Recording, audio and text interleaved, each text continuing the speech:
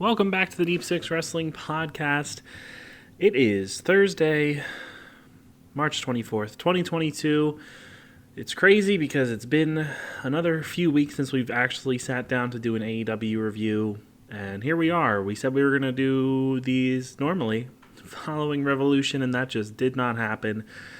Me and Joey's schedules just have not been aligning, so we haven't been able to do one together. But for the sake of content, I am sitting down now at 10 o'clock. Impact Wrestling has just finished. I've just finished my review for the Sportster, and I'm sitting down to review Dynamite from last night. We were actually going to record last night after Dynamite, but Joey was just too tired after work. So unfortunately, Joey is not joining me tonight, so it's just going to be me by myself. So if you're tuning in, I don't know how long this will be, how short it'll be, but we're going to talk about AEW Dynamite from last night. Keep your eyes peeled to the podcast feed for Ryan and Angela's Impact Power Hour, which is covering the 24th, March 24th episode of Impact Wrestling from Philadelphia at the 2300 Arena. Their shows will be interesting because they actually went to these tapings both nights that Impact did, which is covering from tonight up until Rebellion. They were there for both nights, so they also sat down to watch the episode, and they're going to be doing that for every week. So they'll have the nice perspective of having been at the shows and seeing how they translate to television, which is pretty cool. So check that out. WrestleMania is coming up, so sometime next week we will have predictions, prediction podcast preview running down both nights of WrestleMania. And we'll probably have a review out for WrestleMania. I would assume we would. I know that I would like to be doing coverage for Supercard of Honor next week, which is Friday, April 1st. And if we do a podcast, or if I just do a podcast, it'll also likely be covering Impact Wrestling's Multiverse of Matches event that they're doing, because both of those cards seem pretty stacked so far. We're still getting the Supercard of Honor matches announced, and we'll talk about that in a bit, actually, as well as Impact Multiverse of Matches. But I would like to cover both of those, so we'll see if that comes to fruition or if it doesn't. But yeah. I've also been toying with the fact of, obviously, we got rid of our Raw reviews a little while ago. Me and Joey we could not do it anymore. It's a shame we couldn't just make it to Mania and then call it quits after the Raw after WrestleMania, but it is what it is. It just, with how our schedules are now, the fact that we can rarely get in Dynamite reviews, I don't know how likely it would be that we would be doing Raw on a consistent basis. But I would like to fill that Monday slot with something, and I've been thinking about maybe going back and rewatching all of the NXT takeovers in order and doing a bit of a retrospective. Rob did this with WrestleMania a few years ago, where he did a WrestleMania Rewind, rewatching all of the WrestleManias and reviewing them up on our YouTube channel. If you go to the episode description or just our podcast page, our social media pages on Twitter, you can find the link to our YouTube page and you can check out Rob's reviews. There's a whole playlist of them, I believe, still. So if you want to hear him run through and watch all of the WrestleMania, some for the first time, and just review them from top to bottom, he did do that. So that's an option. But I'm thinking about maybe doing that for NXT, the takeovers. So we'll see.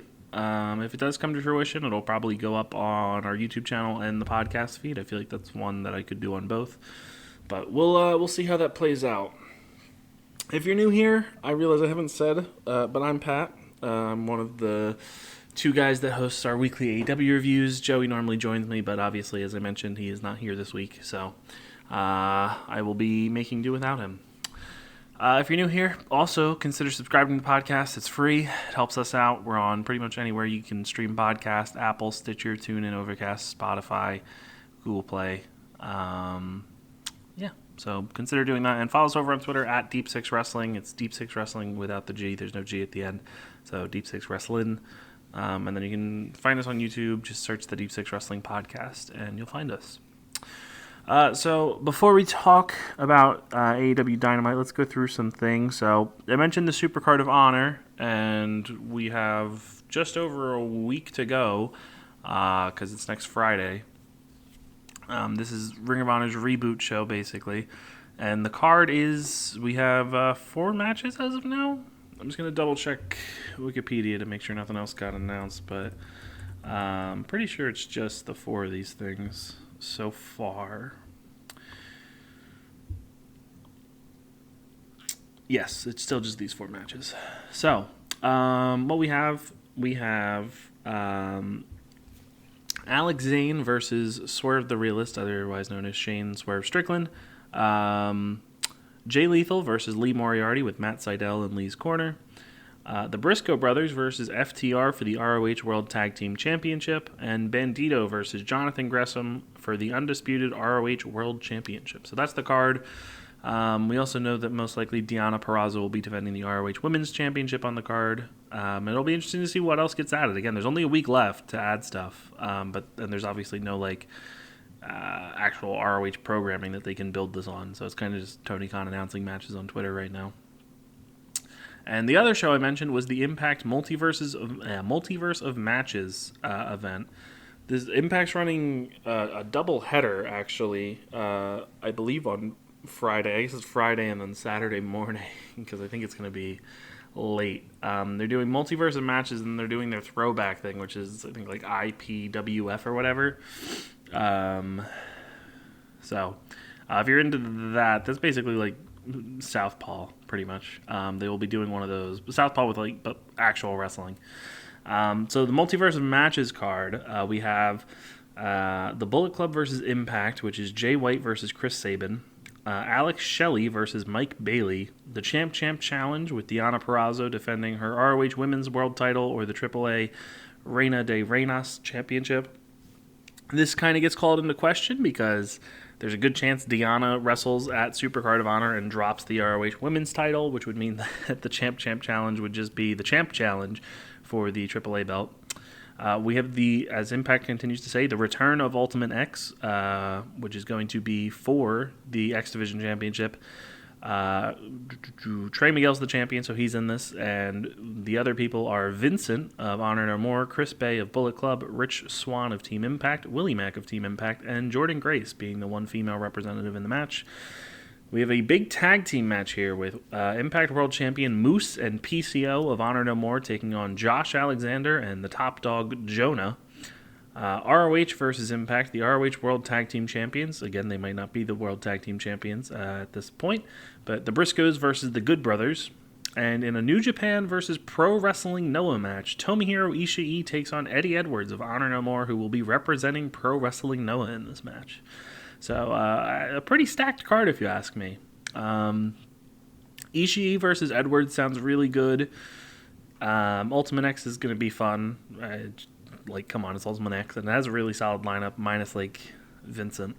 I don't know who will take the Champ Challenge or what the honest situation is going to be at this point, so I'm going to not comment on that. And then Alex Shelley versus Mike Bayley and Jay White versus Chris Sabin both sound absolutely phenomenal. So pretty exciting card. So keep your eyes out for that one when that happens on April 1st. I believe an hour after Supercard of Honor is supposed to end. I'm not actually sure. They might be going at the same time. Who the fuck knows? There's so much wrestling next weekend. But those are both happening on April 1st.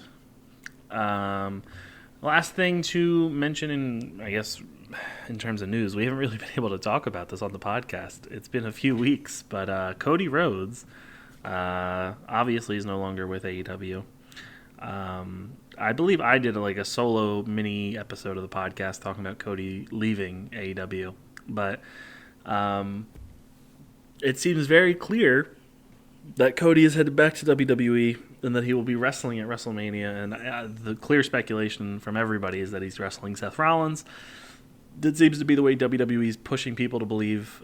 So I think at this point it's kind of just the world's least best kept secret. So yeah, Cody Rhodes, WrestleMania. Let's just, since we're talking about WrestleMania, let me just pull up the WrestleMania card real quick and we'll go through this because I don't know the next time I talk about WrestleMania will be when we do the preview. But just because I want to see what the card is in front of my eyes. Because, again, we don't watch Raw, we don't watch Smackdown. I don't think any of us watch NXT 2.0. Matches. Okay, so night one, we have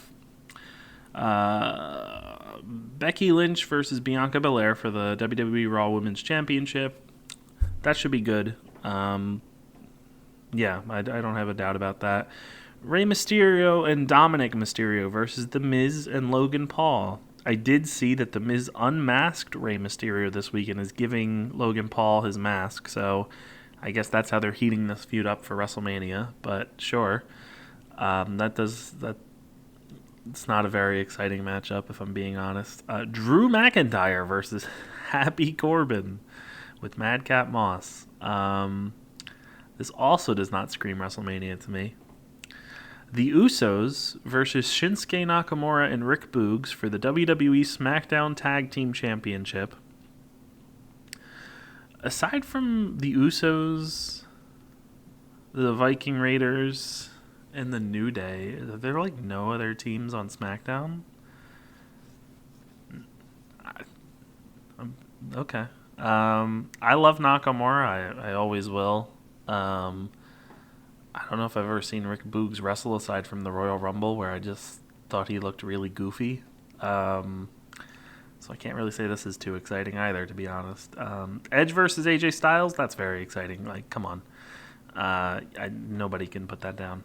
And Charlotte Flair versus Ronda Rousey for the WWE SmackDown Women's Championship, which I could not care less about. I believe night one is also where we're supposed to be getting the Kevin Owens show with Stone Cold Steve Austin, which isn't a match, but most likely is a match, which, again, absolutely bizarre that that's the way they're marketing this. And then night two, Queen Zelina Vega and Carmella will defend the WWE Women's Tag Team Championship against Sasha Banks and Naomi, Rhea Ripley and Liv Morgan, and Natalya and Shayna Baszler.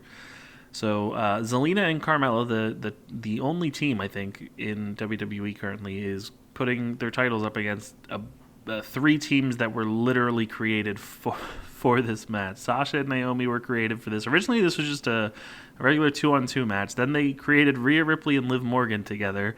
They're now in this, and then they created Shayna and Natalya together, and now they're in this. So this really feels like a repeat of last year where they did a gauntlet with just a bunch of teams. So, sure. I would assume Zelina and Carmella lose this. It's Sasha and Naomi or Rhea and Liv. Honestly, I don't think it matters much. Probably Sasha and Naomi. Johnny Knoxville versus Sami Zayn in an Anything Goes match. Sure. Pat McAfee versus Austin Theory. Also, sure. I actually really like Pat McAfee. I do not care for Austin Theory. So I wish Pat had a different match. If they would have done swapped this, done Johnny Knoxville versus Austin Theory in a match that I don't think anybody would care about and would just go to the bathroom in, you could have done Pat McAfee versus Sami Zayn. That would have been something special. I'm not going to lie. But, oh well. RK Bro defending the Raw Tag Team Championship against the Street Profits and Alpha Academy. That should be pretty good, I think. And Brock Lesnar versus Roman Reigns. Winner takes all to unify the WWE Championship and Universal Championship. Absolutely not. I like Brock and I like Roman.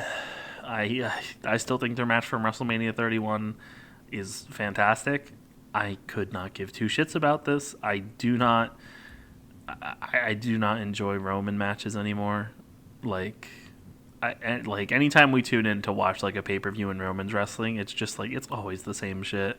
And Brock, he's fun Brock now, but I don't want him to win the championship and have 2 world championships. That's just kind of whack.